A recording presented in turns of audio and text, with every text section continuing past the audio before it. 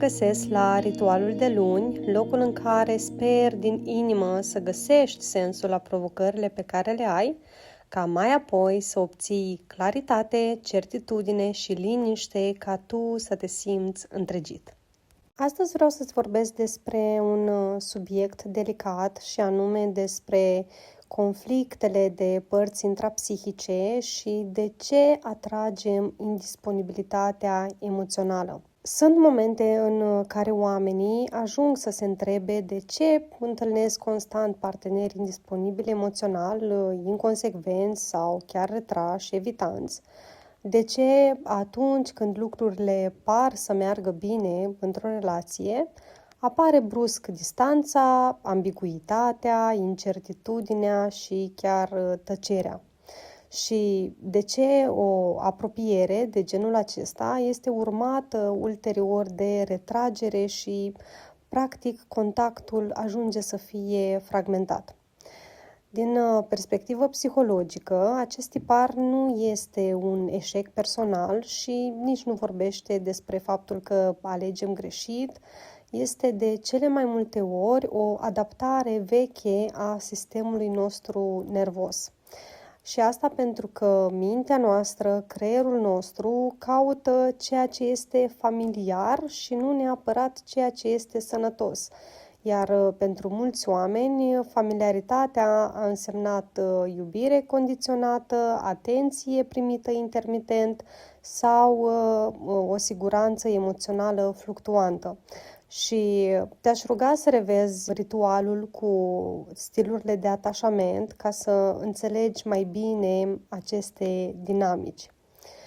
Ori, în astfel de contexte, intensitatea ajunge de multe ori să fie confundată cu atașamentul. Intensitatea de la început, cu acei fluturi în stomac, chimia, atracția fizică, acel gen de relație unde, de exemplu, mesajele sunt rare, apropierea este urmată de retragere, de incertitudine și de așteptare, activează extrem de puternic sistemul de recompensă a creierului.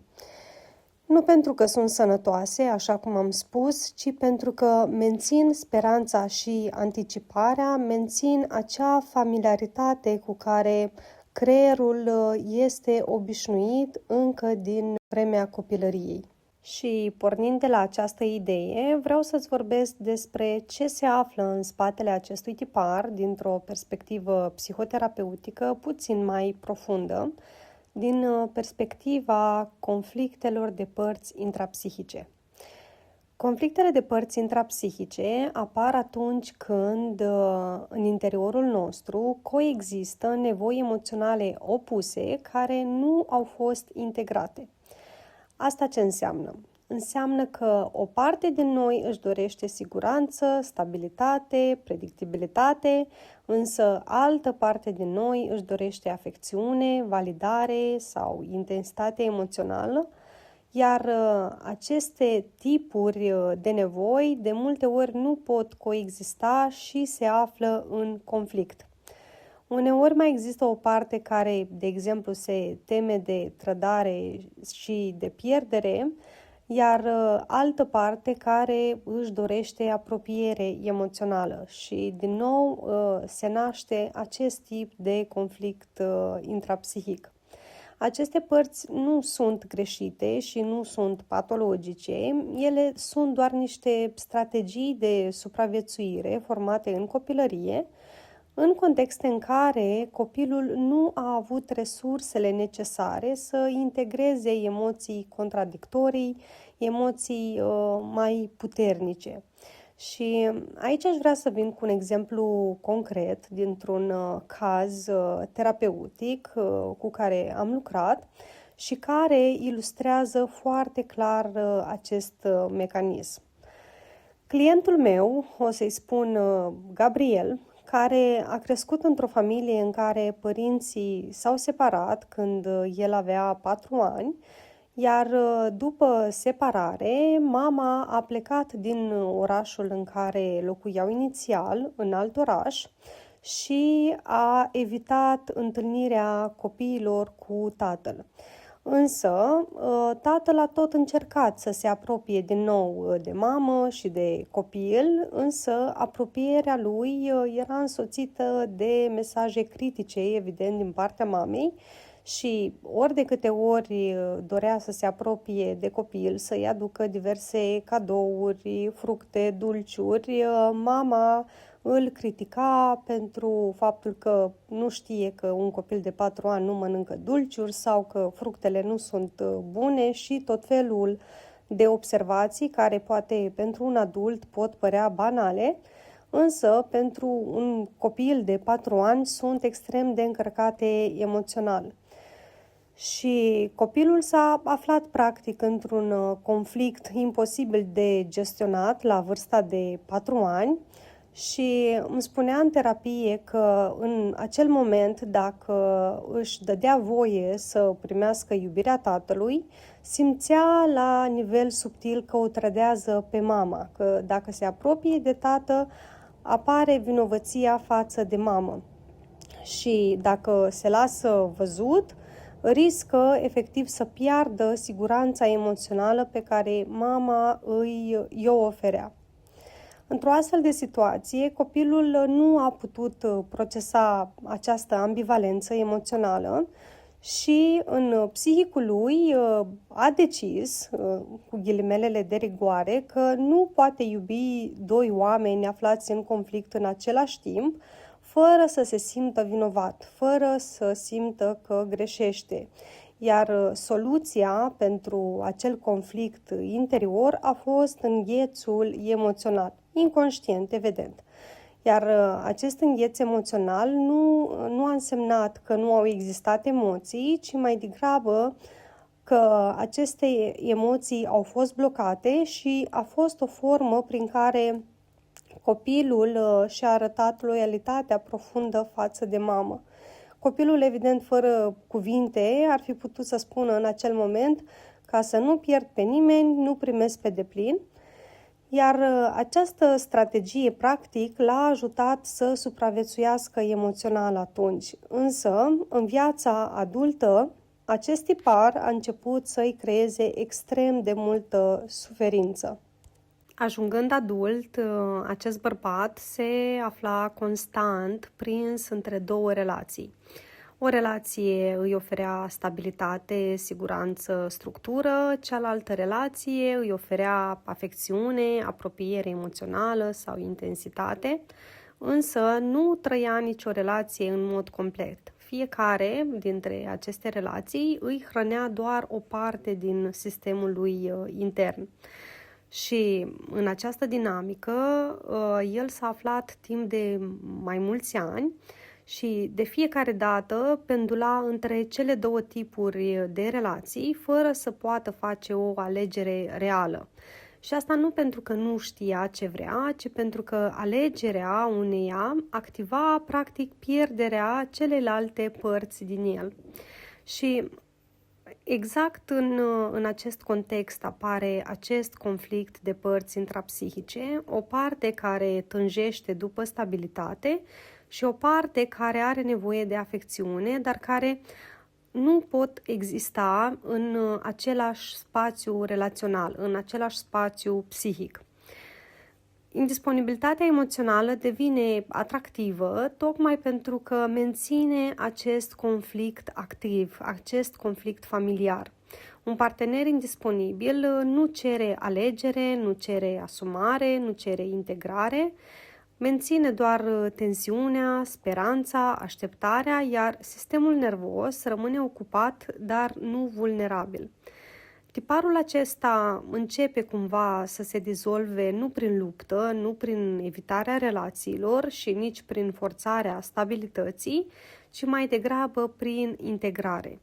Iar în acest caz, integrarea înseamnă construirea stabilității interne. Înseamnă să poți să stai cu emoțiile tale, să îți poți regla singur sistemul nervos, să îți pui limite clare și să îți oferi siguranță din interior și să nu mai cauți acea siguranță în afară. Stabilitatea nu înseamnă lipsă de pasiune, nu înseamnă plictiseală, înseamnă doar absența urgenței, înseamnă că relațiile nu mai sunt trăite din modul de supraviețuire, ci mai degrabă sunt trăite din alegere. Iar atunci când stabilitatea devine internă, relațiile instabile nu mai au unde să se prindă. Indisponibilitatea emoțională nu mai fascinează în cazul acesta, atunci când stabilitatea este construită din interior, iar toată ambiguitatea, toată incertitudinea nu mai sunt seductive, pentru că părțile din interior au fost văzute, au fost înțelese și ulterior au fost integrate. Și aici aș vrea să mai adaug un lucru esențial. În munca terapeutică este absolut necesar să facem pace între aceste părți intrapsihice, nu să le forțăm să dispară și nici să alegem una în detrimentul celeilalte, ci să înțelegem ceva mult mai profund de atât, și anume că toate aceste părți au de fapt același scop comun, și anume ca noi să fim fericiți, ca noi să ne simțim întregiți și împliniți. Chiar dacă la suprafață par opuse, chiar dacă intră în conflict, ele urmăresc practic același lucru: siguranța, apartenența, iubirea, întregirea și împlinirea sufletească. Pentru că fiecare parte încearcă practic în felul ei să ne protejeze și să ne ajute să supraviețuim emoțional. Și asta pentru că partea care caută stabilitate efectiv vrea să nu mai doară, să nu mai simtă durere, iar partea care caută afecțiune vrea să fie văzută și iubită.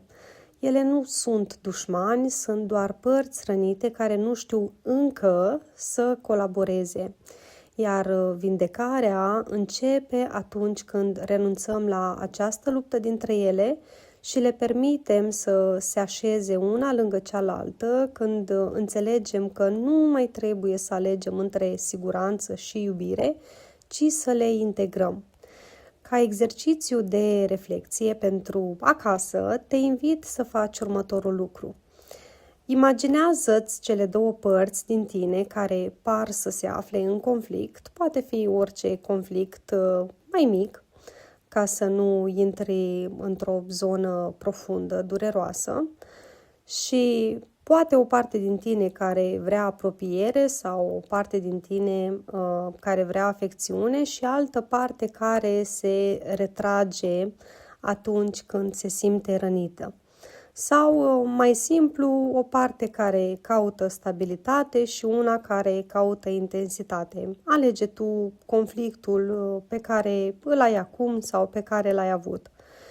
Și te invit să-ți imaginezi că privești aceste două părți din același întreg și întreabă-le mental: ce vrei pentru mine? Ce încerci să protejezi? Care este scopul tău real?